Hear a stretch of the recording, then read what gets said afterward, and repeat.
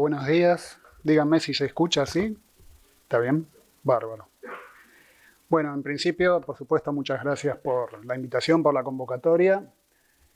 Y en esta presentación lo que propongo como primera parte es que hagamos un ejercicio muy breve de imaginación, una imaginación un poco desprejuiciada, ¿no?, que nos permita pensar en algunas cuestiones, llamémoslas futuras. Imaginémonos un escenario en el que las políticas de promoción de la movilidad activa y de la bicicleta han logrado su objetivo y todas las personas que están en condiciones de subirse a una bici, por ejemplo, las personas entre 15 y 65 años sin impedimentos físicos tangibles, lo hacen. Imaginémonos entonces que en ese escenario el 50% de los viajes que se realizan en el AMBA son de menos de 5 kilómetros. Y son viajes fácilmente derivables a la bicicleta. Ahora, ya sé lo que van a estar pensando. La bicicleta no es para todo el mundo, a mí la bicicleta me resulta incómoda, o hay ciertos tipos de viajes que no se pueden hacer en bicicleta, que no me vengas con eso, etc. Imaginémonos entonces también un sistema de buses futuro, un sistema de buses electrificado, con una flota nueva, una flota silenciosa, una flota con un andar mucho más tranquilo, con unas posibilidades de conducción mucho más seguras, con velocidades monitoreadas, limitadas, que brindan un confort de viaje muy superior a la situación actual y que reducen significativamente el efecto de intimidación que tienen los colectivos actuales para muchas personas. Imaginémonos, y ahora retomo, esa flota de buses moviéndose en carriles exclusivos completamente. Toda la red de buses del área metropolitana moviéndose en carriles exclusivos, en sistemas de metrobús, en calles exclusivas, en sus distintas variantes de infraestructura. Liberada la red de colectivos de la congestión generada por los automóviles particulares, se lograrían unos tiempos de viaje mucho más convenientes, se lograría una regularidad de los servicios que lo haría mucho más predecible, más estable, mucho más confiable que la situación actual, y que además repercutiría directamente en los costos operativos del sistema de transporte público. Cada kilómetro que uno gana de velocidad comercial para el transporte público impacta significativamente en los costos operativos del sistema. Con lo cual, cada peso que uno pone en infraestructura de este estilo se recupera con la operación de los servicios. Ahora sabemos que los colectivos tampoco resuelven todos los tipos de viajes. Hay viajes de carácter metropolitano, viajes muy largos de 10 kilómetros, 15, 20 kilómetros. Ahí aparece el tren, que tiene velocidades comerciales significativamente más altas. Imaginemos nuestro servicio metropolitano completamente electrificado, con renovación de vías, con renovación del sistema de señales, con todas las vías finalmente segregadas de las interferencias viales, que son los pasos a nivel. Con esas características, nuestro sistema ferroviario metropolitano podría tener servicios operando cada 3 minutos en cualquiera de sus líneas. Imaginemos además que podrían reaparecer los servicios cortos, servicios que hagan, por ejemplo, Retiro Villa del Parque, y entonces si estoy en Cuenca y Nogoyá, puedo en 15 minutos llegar hasta Retiro, moviéndome en tren. Podría ser Liniers 11, podrían ser servicios de ese estilo. Imaginémonos, y seamos un poco más ambiciosos, en la ejecución de la red de expresos regionales, que es el proyecto de interconexión ferroviaria de las diversas líneas que componen el área metropolitana. El Roca con el San Martín, el Mitre con el Sarmiento, y esto de repente abriría posibilidades inimaginables, como por ejemplo, desde Lanús, tomarse un tren a Vicente López, sin necesidad de estar transbordando entre modos en el medio. Y como sabemos que la tarifa técnica de cualquier servicio de transporte es los costos operativos dividido la cantidad de pasajeros transportados, Si yo aumento la cantidad de pasajeros transportados de nuestro sistema de transporte público, estoy reduciendo la tarifa técnica. Estoy generando un beneficio financiero para todo el sistema. Ahora sabemos que hay gente a la que no le gusta mucho el tren, no le gusta el colectivo, no le gusta la bicicleta, le gusta el auto. Bueno, para el auto, imaginémonos un sistema bien distribuido y accesible de vehículos de alquiler. En lugar de tener un auto en mi hogar o tenerlo en la calle estacionado 22 horas al día, el momento en el que yo necesito realizar un viaje sí o sí en auto, contrato el servicio. Alquilo el coche, lo voy a buscar a 1 o 2 cuadras, hago el viaje o los viajes que necesite resolver, pago por ese uso exclusivamente, después lo devuelvo y me olvido del vehículo. Me olvido de la patente, del estacionamiento, de si me lo van a robar, de si me lo van a chocar, etc. Me olvido de todo eso.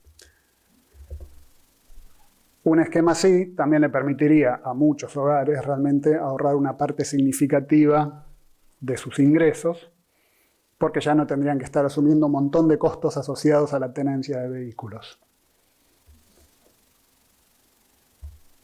Desplazamientos y vehículos que por supuesto serían de carácter eléctrico, que como toda tecnología disruptiva requiere de sinergias con el sector público para su promoción, para su desarrollo.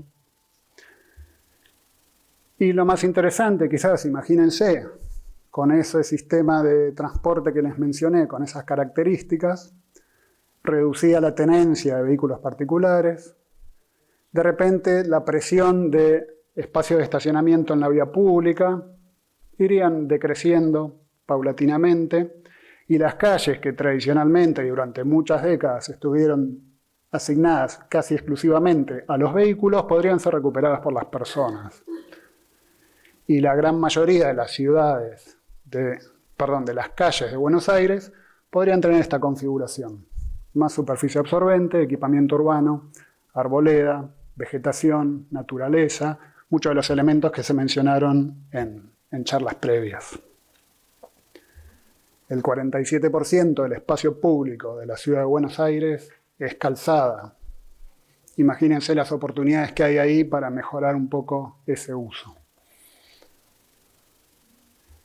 Imagínense entonces en una ciudad con estas características de su sistema de transporte, con más verde, con más superficie absorbente, con muchas mejores condiciones ambientales, su corazón, el microcentro, sin perder el enorme valor político, simbólico, económico que tiene, sería además un excelente lugar de residencia porque tiene probablemente la que sea la mejor oferta de transporte público de toda América Latina, ¿no? 5 líneas de subte, 40 líneas de colectivo, 3 cabeceras ferroviarias, etc. Como se habrán dado cuenta, todas estas cuestiones yo les planteo imaginarse, son procesos que ya están en marcha en la ciudad de Buenos Aires, algunos con mucha difusión, como el caso de los metrobuses o las ciclovías, otros en instancia de prueba piloto, como los buses eléctricos, y otros más en instancia de proyectos, como la red de expresos regionales. Pero en todo caso lo que tienen en común es que son cosas que están dentro del universo de lo posible, que no es poco para un pensamiento estratégico. Nada de lo que acabo de mencionar es utópico o es inalcanzable.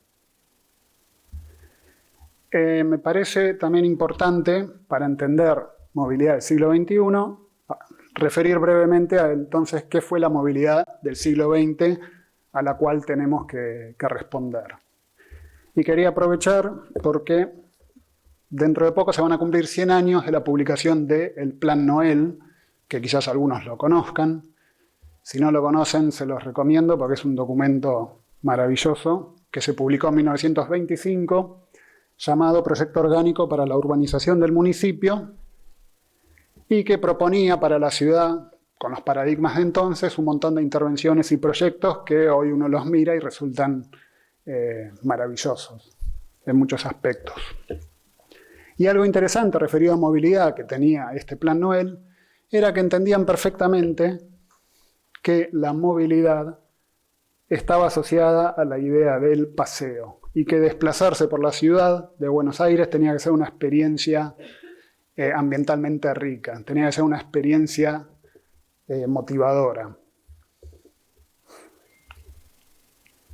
Un poco siguiendo esas líneas, hay un caso arquetípico de la ciudad de Buenos Aires que explica qué fue la movilidad del siglo XX, que es el caso de la Avenida General Paz. Diseñada y construida en la década del 30 y del 40, originalmente fue contemplada como un parque lineal, que tenía todo un tratamiento paisajístico y de arbolado, bastante pedagógico asociado a las distintas regiones de la Argentina. Tenía un diseño realmente con muchos aspectos pintoresquistas, paisajistas, de mucho valor, que cada tanto se puede ver ahí entre carril y carril algún fragmento realmente diseñado con mucho cariño, y que con el transcurrir de los años, lo sabemos todos, se convirtió en esto. Entonces uno podría preguntarse, ¿qué fenómenos de la movilidad del siglo XX convirtieron ese parque lineal en esto? Y hay dos cuestiones básicas, pero muy importantes para entender la movilidad del siglo XX, que son el concepto de demanda inducida y la dependencia del automóvil. La demanda inducida, que es un fenómeno ultra estudiado por la ingeniería del tránsito, no es algo que se haya inventado recientemente, ni que venga del ambientalismo o de la filosofía New Age. La demanda inducida lo que dice es que si uno hace infraestructura dedicada a cierta forma de movilidad, va a estar induciendo esa forma de movilidad. Si yo agrego un carril más a la Avenida General Paz para que el tránsito circule mejor, más gente va a usar el auto en la Avenida General Paz, con lo cual ese efecto de mejora va a quedar inmediatamente anulado. Y acá es importante entender lo siguiente. Todo el arraigo cultural que tiene el automóvil y que todavía sigue vigente en muchos de nosotros, no es producto de características intrínsecas del auto porque sea mejor, sino que es producto de que durante décadas hubo políticas que indujeron el uso del automóvil particular. Y el segundo fenómeno es la dependencia del automóvil, que tiene que ver con que en este crecimiento poco planificado o algo desordenado del que hablaron varios expositores ya en estas presentaciones de nuestra área metropolitana, hay muchas zonas de la ciudad que están ya configuradas para depender del automóvil. Y es muy difícil con otros sistemas de transporte intervenir de manera eficiente en ellas.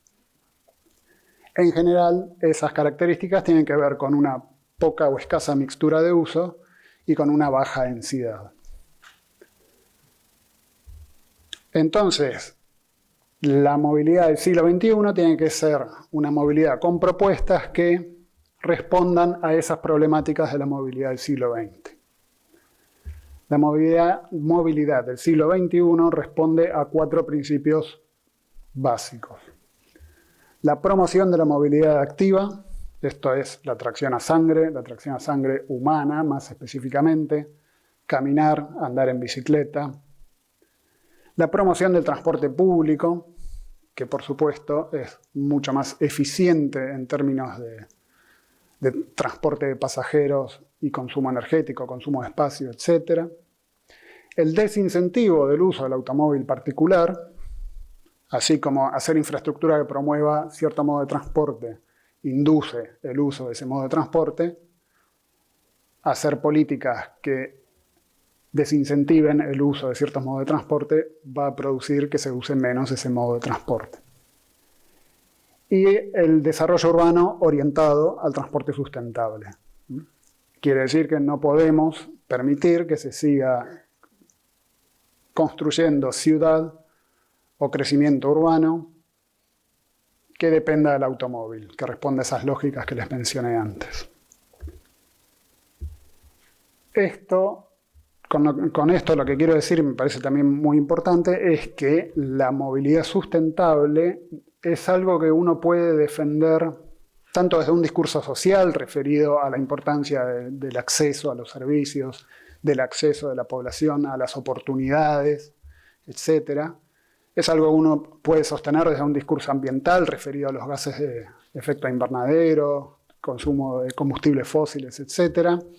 Es algo que uno puede abordar desde muchos enfoques y es algo que uno también puede abordar y sostener desde la más absoluta tecnocracia. Porque en definitiva, de lo que hablamos cuando hablamos de movilidad sustentable es de la asignación de recursos energéticos, la asignación de suelo urbano y el presupuesto, que son todas variables cuantificables, monetizables, comparables entre sí. ¿Cómo traducir esto a algo también más concreto y quiero ser muy explícito? Nosotros en la ciudad de Buenos Aires no promovemos el uso de la bicicleta porque nos gusta Ámsterdam. Ámsterdam es una ciudad muy linda, pero tiene un área metropolitana de 1,5 millones de habitantes. Es incomparable con Buenos Aires. Nosotros promovemos el uso de la bicicleta en la ciudad de Buenos Aires porque sabemos que tiene un menor impacto ambiental, que tiene efectos positivos sobre los parámetros de salud de la población, que es mucho más asequible que sistemas de transporte tradicionales, que es mucho más eficiente en el uso del espacio público, tanto para la circulación como para el guardado, no genera emisiones, reduce la siniestralidad vial, fomenta la actividad comercial barrial, etcétera, etcétera, etcétera. Hay una larga lista de beneficios de la bicicleta que, insisto, no tienen que ver con una cuestión de gustos, de preferencias, sino con una cuestión de necesidad. La movilidad sustentable es una necesidad de las ciudades si queremos que sigan siendo habitables en el mediano y largo plazo. Les mencioné antes el efecto de la demanda inducida. Si yo proveo infraestructura que fomente el uso de ciertos modos de transporte, voy a aumentar el uso de ciertos modos de transporte. Fíjense lo que nos pasó, la experiencia de la Ciudad de Buenos Aires con la red de ciclovías, la línea azul, el crecimiento en kilómetros y el crecimiento de la cantidad de ciclistas diarios a lo largo de los años. Hay una relación directa entre una cosa y la otra. Y por último, quería mencionar tres aspectos, tres buenas prácticas que nosotros consideramos dentro de la planificación del transporte, solamente para compartirlas con ustedes. Una tiene que ver con la visualización y cuantificación de escenarios. La planificación del transporte tiene una larga tradición de modelización y nosotros tratamos de recurrir siempre a modelos de transporte, a estimaciones, a generar los parámetros correspondientes. Buscamos y tratamos siempre de procesar la información que haya disponible. Si no hay información, salimos a recolectarla. Muchos de los que estamos en transporte empezamos nuestras tareas literalmente contando bicicletas en la vía pública. Pero es importante que todo lo que hacemos se sostenga con los números y con los datos. Esto está vinculado al segundo punto que tiene que ver con la multiplicidad de enfoques que les mencionaba antes. Nosotros tenemos que poder sostener el discurso de la movilidad sustentable desde diversos puntos de vista que se adapten al auditorio al que estamos hablando. Sería muy problemático si yo fuera a un foro a hablar desde el corazón y que me contesten desde el bolsillo, cosa que muchas veces pasa. Entonces, hay que desarrollar y generar las herramientas necesarias para poder hablar desde el corazón, poder hablar desde el bolsillo, de la cuestión ambiental, de la cuestión económica, social, etcétera, etcétera, etcétera. Porque el enfoque, esa multiplicidad de enfoques le da mucha más robustez a lo que uno está queriendo explicar. Y por último, la perspectiva histórica, que suele estar un poco soslayada muchas veces cuando uno hace propuestas a futuro, pero entendemos que es importante asentar bien las propuestas presentes sobre los antecedentes históricos, que es lo que después termina de darle coherencia a lo que uno está imaginando para el futuro. Si no, se corre el riesgo, y ya que estoy hablando de transporte, de querer inventar la rueda una y otra vez. Muchas gracias.